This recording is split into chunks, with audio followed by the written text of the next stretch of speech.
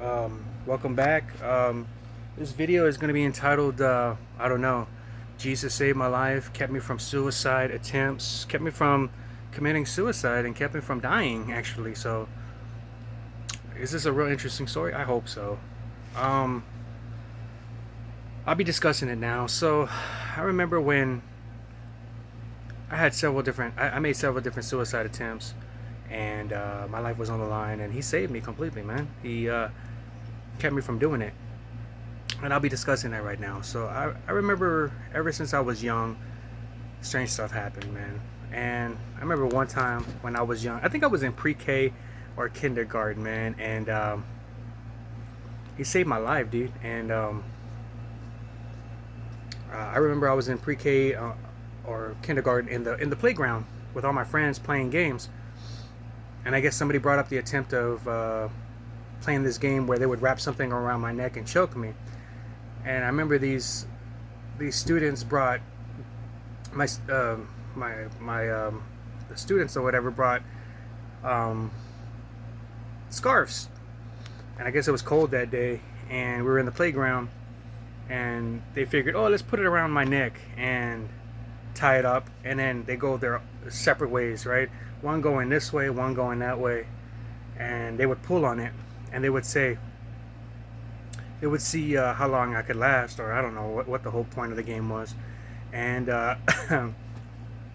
they successfully almost had me pass out and choke to death. And I remember my teacher wasn't too far away. My class teacher, she wasn't too far away, but she was too occupied and looking at other students. So when I was looking at her, her back was turned towards me, and I tried everything to get her attention. I was like, you know, choking, and by the grace of God, man, she just somehow turned around.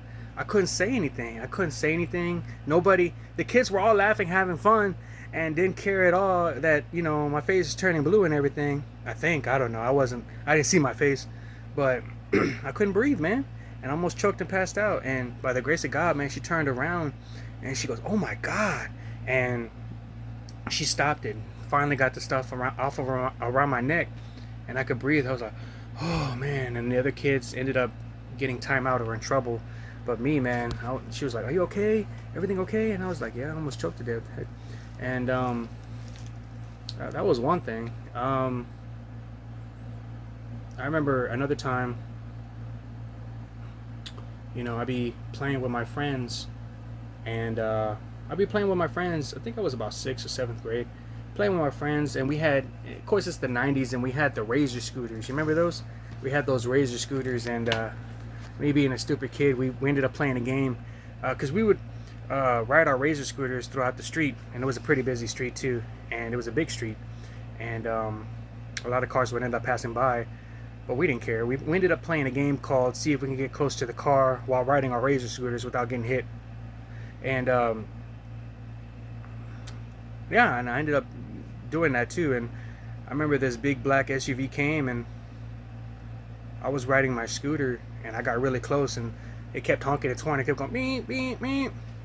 I wasn't paying attention. I was just like, and then finally in the last moment, I scurried off and missed it, and the car missed me and kept blowing its horn, and I was scared because I thought I was gonna get hit by a car and get killed, man. But it didn't happen. Um, I remember when I remember when I was young, and we lived in another house before this one. Me and my family. I was young. I'd say I was in like 4th, 5th, or 6th grade. I can't remember, dude. I know that I was young, and I always battled.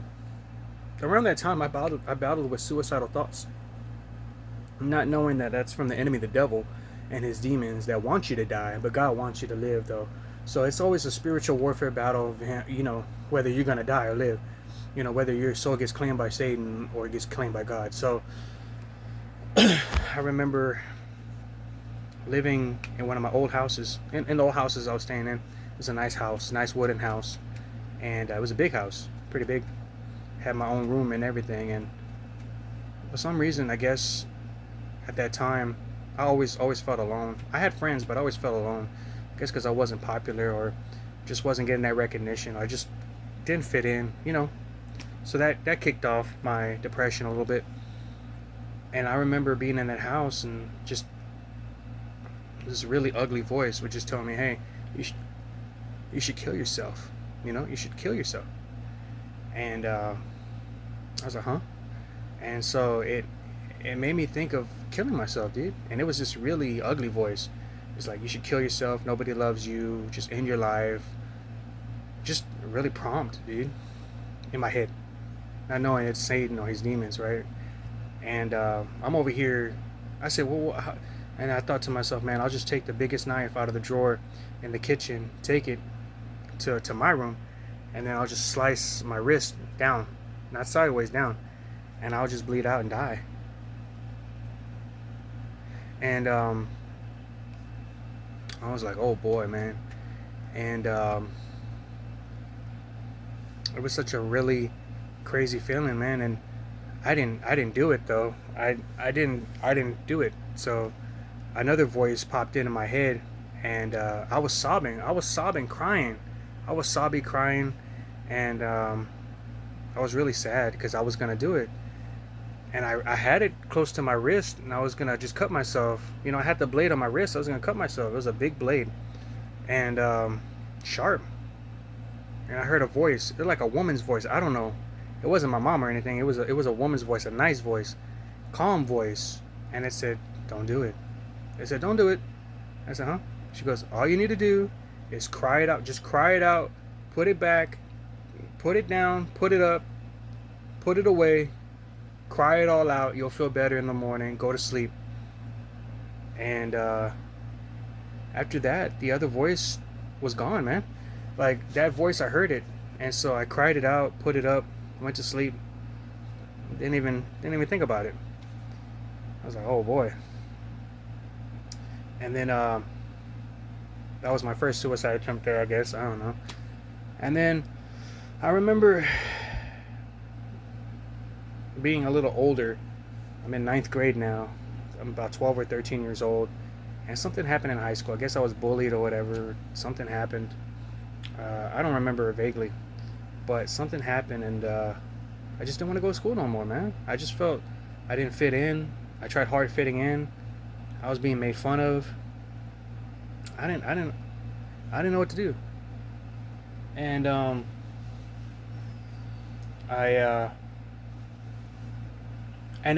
I think I went through a break, like a spring break. I think it was spring break, or I think it was some kind of break. It was like 2 weeks off. I forgot what it was. I forgot what break it was. I said, cool, man.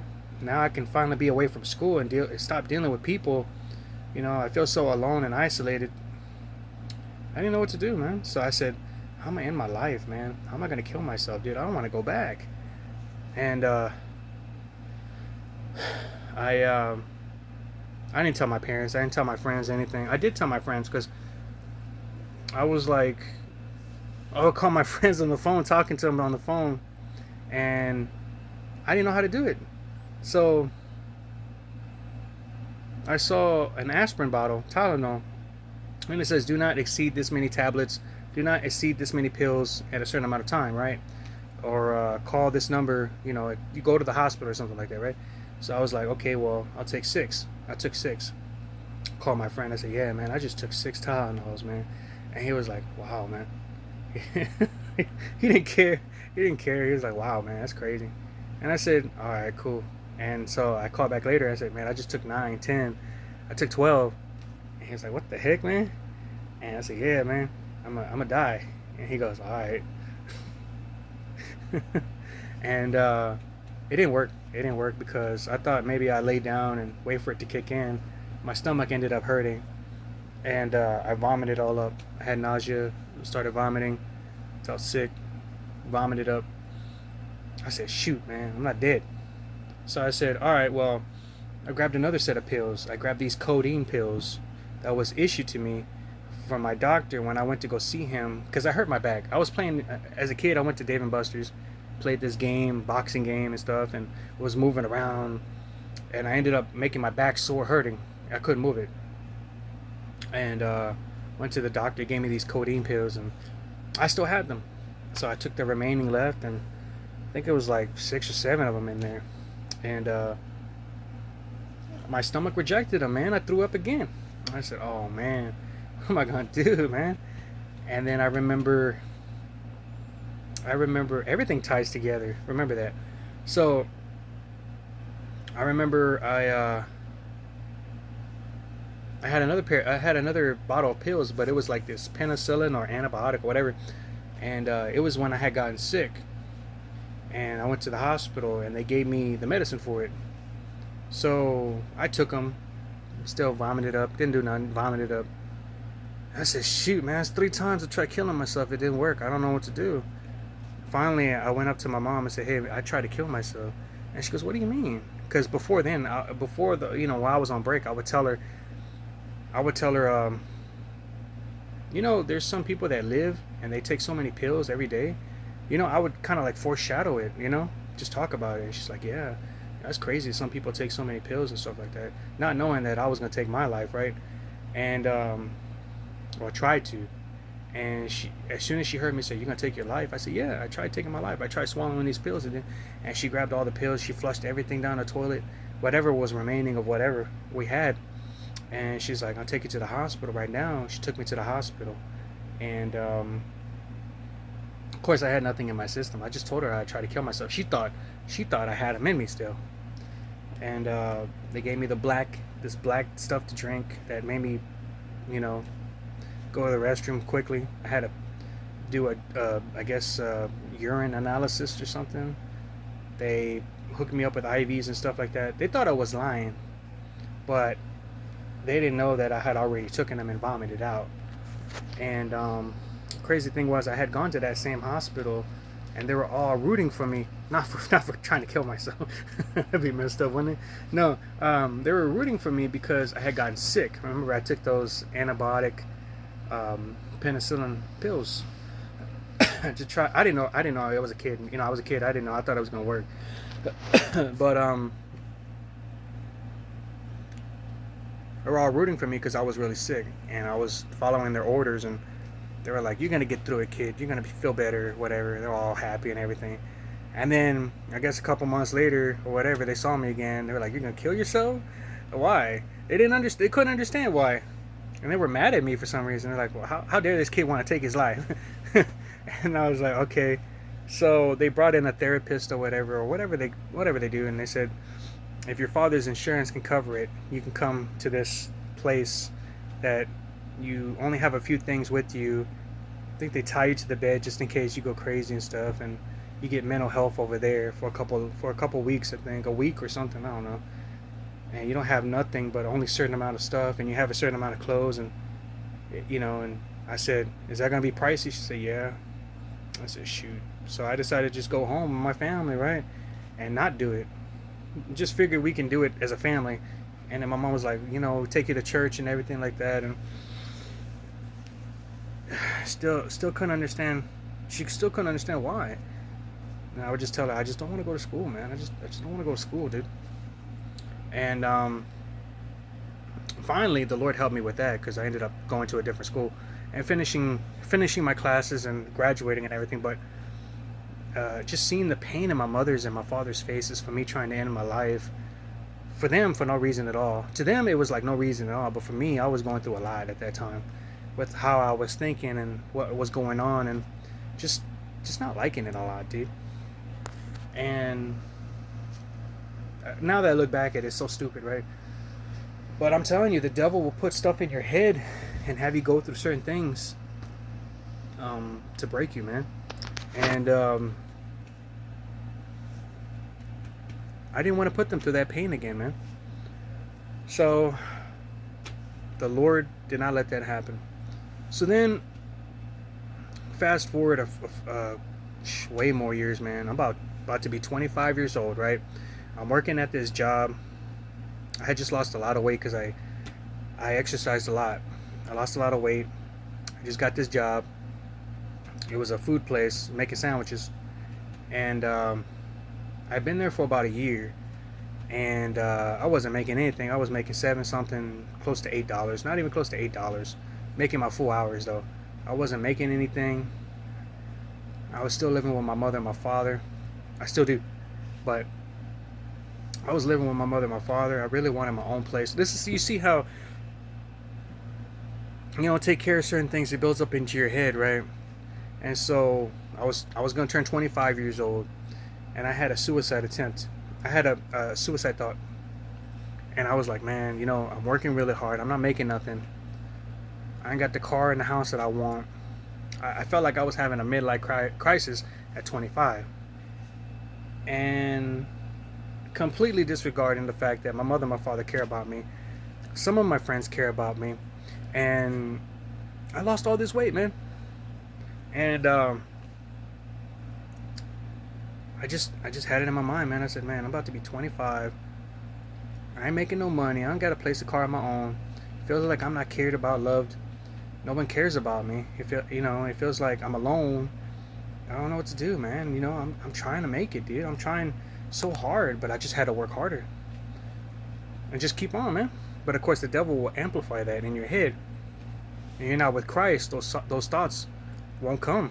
If you're with Christ, those thoughts won't come. But if you're not with Christ and you have a reprobate mind and you're living a life outside of Christ, you're gonna get hit with things, man. And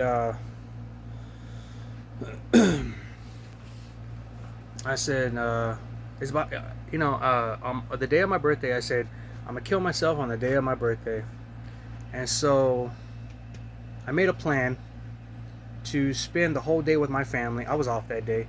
And I figured I'd spend that time with my family and go out to San Antonio, go out to these malls and these places, buy some games for myself, play video games. I'm 25. See what I can do, go out, and if nobody pays attention to me, cares about me, anything, right? Any bit of interest, like not like that, but like, hey man, something going on with you, like, you all right? What's going on? Or I just felt really alone. I felt alone. I felt like no one cared.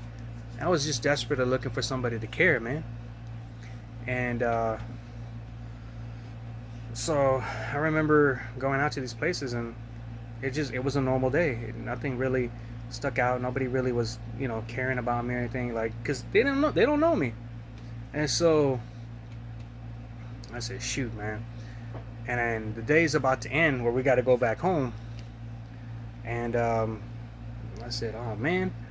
So I remember being in the mall, just looking around, just like, somebody pay attention to me, dude. Like, just fucking, forgive me for cussing, but, forgive me, Lord, for cussing, but just, it's hard to explain, dude. Like, just like, I don't want to feel so alone, dude. Somebody just talk to me or something, Lord. I told the Lord, I was like, Lord, let somebody, if you care about me and you don't want me to do this, let somebody care, let somebody talk to me, dude, or something.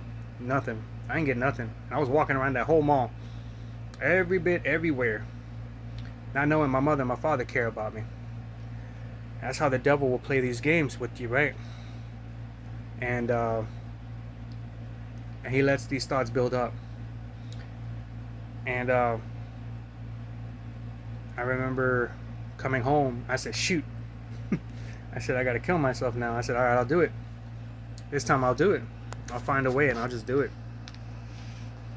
So I figured I can't do it with my mother and my father being awake in the living room. I gotta wait for them to go to sleep. So I'm in my room thinking of how to do it, and then playing video games at the same time, waiting for them to fall asleep. And I said, what am I gonna do? Cut my wrist, go in the restroom, cut my wrist in the tub. And I was thinking it out. I didn't know what to do. I just knew I had to do it. And that same voice was just amplifying in my head, dude. And it started getting late. It was about 7, 8, 9. Gonna be 10 o'clock.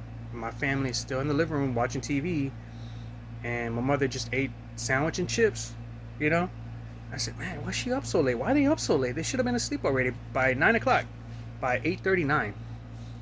I said, oh man, dude, I gotta really wait this out. So I said, shoot. So I went back to playing video games. It's about 10. And my father comes into the room. He goes, Eric. I said, what's the matter? He goes, hey man, something's wrong with your mom, man. She's sick. She's vomiting. She feels like throwing up. She feels dizzy, and she can't open her eyes, dude. I said, what the? and she feels weak and dizzy. And I said, oh man, dude. I said, what the heck? So that went out of my mind already, and I had to focus on my mother. So we picked up our mom, put her in the car, we took her to the hospital, man. And at first they thought she was having symptoms of a stroke because she couldn't talk, she was vomiting and not opening her eyes, dude. And it wasn't that. She had a not choked. She had Meniere's disease, an ear disease that affects the equilibrium. Equilibrium. I forgot what it's called, and makes you, and it comes with vertigo. So it makes you dizzy, makes your eyes spin, makes you vomit, have nausea. I didn't, she was being diagnosed for it. We just didn't think it was going to hit her that hard. And so I said, shoot, man. I told them that. They said, okay, well, we don't have a neurological doctor here in your town. You have to transport her somewhere else to San Antonio. So we had her in a ambulance or ride, and we went over there, and we got her into a room and everything, and they hooked her up and everything, and I'm already afraid because I don't know whether she's gonna come out of it or what's gonna happen, right? So I said, I started praying. I didn't know how to pray. I wasn't reading the Bible. I was a Catholic, but I only knew Our Father, man. And I just started praying, man. And we had gotten a really rude doctor until my father checked him. And he started being really nice, dude. And he wanted to help out my mother and get her back on track. So he put on a special diet. If she was to get up again, put on a special diet. They gave her anti-nausea medication and anti-dizzy medication, right? And so he said, well, we're going to try these things. I said, all right. So the whole night passes. I'm praying and staying up, and I have all these things running in my head about what I was going to do. But now I'm focusing on my mother, and I'm like, man, what's going to happen with her? So I'm over here racked, and I can hardly sleep. I could hardly sleep. And so I remember the next morning, I guess the medication worked or whatever, but it took a really long time, dude. We spent like a couple of days in San Antonio, and the medication ended up working. She opened her eyes again. She was talking again. Everything was kind of back to normal, and they had put her on a special diet. And at that time, the doctor came in and said, "Oh, okay, everything's going good. Everything's great. All right." And at the same time, this priest comes in, because you know how churches will go to like hospitals and pray over people, and he decided to come in and give her the last rites, because they were saying way before that she's not doing good. This might be, and so he was gonna go in there and give her last rites. But then when he saw her that she was doing good, he was shocked and surprised, and he said, "I'll pray for you anyways." And I don't remember what he said. I just remember that his words stuck out to me the most, because I didn't sleep. My eyes were bloodshot red.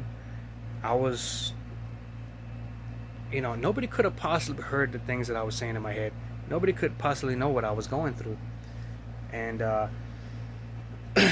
while he was praying, he prayed for her, and then he turned around and was talking. I can't remember everything he was talking, but it felt like he was talking to me, saying, "I know you feel alone. I know you feel alone, but God's always there looking after you. Just put your faith in Him." I can't remember everything else, man. He's just, everything's gonna be all right, and it felt like his words and what he was talking to me was God talking through him, through me, telling me, "Hey, man, I'm here. I've seen everything." And it hit me so hard, because I was like, "God, are you listening to me? Were you listening to me? Do you care about me?" And he was like, "Don't worry, man." He's like, I can't remember. I really can't remember. And it happened over 10, 11, 12 years ago. And he was like, "Everything gonna be all right. I'm glad your mother's doing all right." And the things that he said, and then he walked out.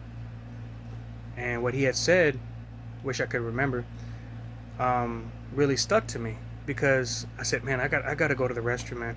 I didn't know how to feel. I felt weak. I felt like, oh man, the Lord talking to me, dude.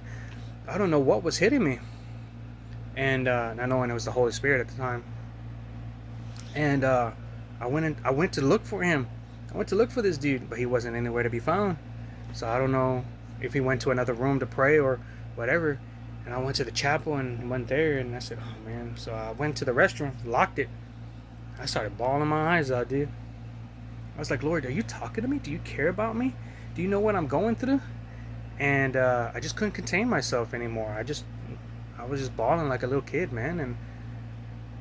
And then I look back at it and I was like, of course my mom got better. I was supposed to be in work a couple days later because we had this promotion for half off on the sandwiches or whatever. And my boss called me and said, hey man, you were supposed to be in work. What's going on? I said, man, I left you a voice message the night before. I guess you never got it. He goes, what's going on? I told him what happened. He said, all right, man, well, you can come back to work when you want. I said, no, I'll be there later. We're about to go home. I ain't have no sleep, man. And I ended up working the full shift, tired as hell. Forgive me, Lord. And that's when, I went and finished my shift after that. My mom came home. Everything was good. But while I was there in San Antonio, man, and in that restroom crying, man, I was just like, man, Lord, do you care about me? And you care about me. I know you're listening. And I thought about it. I was like, I did tell him that I was going to kill myself. I was going to end my life that night. And you did that so I wouldn't have to. And you showed me not to. You showed me just take it easy on yourself and don't do it. And, of course, I didn't start reading the Bible then. I wasn't reading the Bible then. I didn't pick it up then. But I knew that God was in my life, man. And, boy, oh boy, man. Like, just like I could end up dying that day. I didn't. The Lord didn't want me to either, because I would end up in hell forever for thou shalt not commit murder, and taking my own life and wasting it, man. And I guess God has a purpose for me not dying that many times, man. I could have ended my life several different times, but the Lord stopped it, redirected me in a different direction, man. And He showed me that you have a greater calling in your life, man. You have a greater calling in your life, and the reason you're still alive is because you got God's purpose to fulfill. And I was like, wow. I realized how many times, well, now that I gave my life to Christ, it's been 5 years I gave my life to Christ. It's going to be 5. And I don't have any more suicidal thoughts. I don't feel like killing myself. I don't have any of that. Sometimes it creeps into my head, but I'm like, why do I want to die for? I got a lot to live for, even though I'm going through a lot. And I was like, wow, man. I realized that, that goes for anybody, dude. If you ever feel like you want to kill yourself or feel suicidal and depressed, man, it's kind of hard to not think that way. But pick up that Bible, man. Seek Him and pray to Him, man. He'll help you, dude. He doesn't want you to die. He didn't want me to die. And, if He really wanted me to die, I would have just done it already. But He kept me from that, dude. And it's insane. It's really insane how many times He saved my life while I was still in sin, dude. And yeah.